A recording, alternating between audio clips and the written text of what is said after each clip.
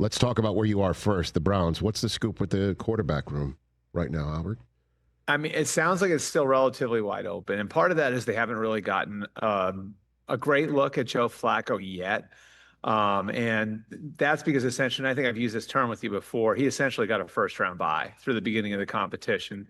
They felt like they knew what he could do, and they had a good idea of what he would look like within the offense. And so rather than wasting the reps in the spring, they used the reps they would give him to get a look at Kenny Pickett and Shedeur Sanders and Dylan Gabriel. And so now they're going to another phase of the competition. They've been doing two spot drills until now, which means they've got two practice fields going at once to try to get the best look they can at the quarterbacks. Now they're going into this phase where it's going to normalize a little bit because they're in pads. They can't do that quite as much because it'd be too much on the other players. I'd say as of right now, Kenny Pickett's going to be out for about a week with the hamstring injury. Flacco's doing well. I think those two are ahead. I think Dylan Gabriel is probably closer to those two, and Shedeur still has a ways to go. But I think based on his starting point, Shadeur's actually made a lot of progress. He was just pretty far behind when he first showed up here. Wow, how so? What's the details on being far behind?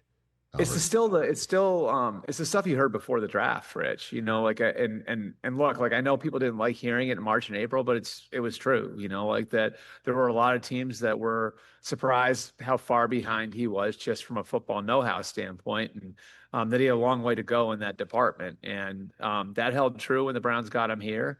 Not all his fault. Like different college offenses are run different ways, and what they were doing at Colorado evidently didn't translate to what Cleveland's doing. So he had the steepest learning curve by far of the four quarterbacks. Obviously, Pickett and Flacco are rookies, and then Gabriel, it was a 6-year college guy that started games at 3 different schools. So I think it would be to be expected that he would be behind the other 3 anyway. But as I think me and a lot of other people had heard before the draft, he did have a ways to go in assimilating to the pros as a quarterback in general. But as we're sitting here on the final Monday of July, sounds like it's still an open competition that anybody can win. Literally, anybody can win. I think it's funny. Somebody said to me earlier today, they're being evaluated on everything, and they're trying to use every little bit of information they can get. And it's not just how they play in the field. It's how the teammates react to them. It's how they are in the meeting rooms. And so absolutely everything's being evaluated now. They've gotten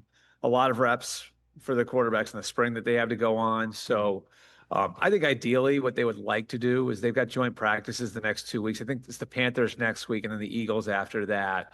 And so I think after those 2 sets of joint practices, they'd like to have a decision. They could certainly narrow it down. It does feel to me like it is to some degree weighted at this point, where Flacco and Pickett were in the thick of it.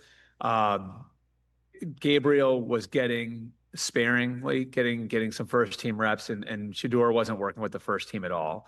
I don't know if that'll change, with Pickett out. My anticipation is most of the first team work will go today to Flacco and Gabriel. And again, we'll see what happens over the next 3 weeks, but my guess would be one of the veterans winds up starting the opener. Catch the Rich Eisen Show live weekdays from 12 to 3 p.m. Eastern on Roku Sports Channel in the U.S.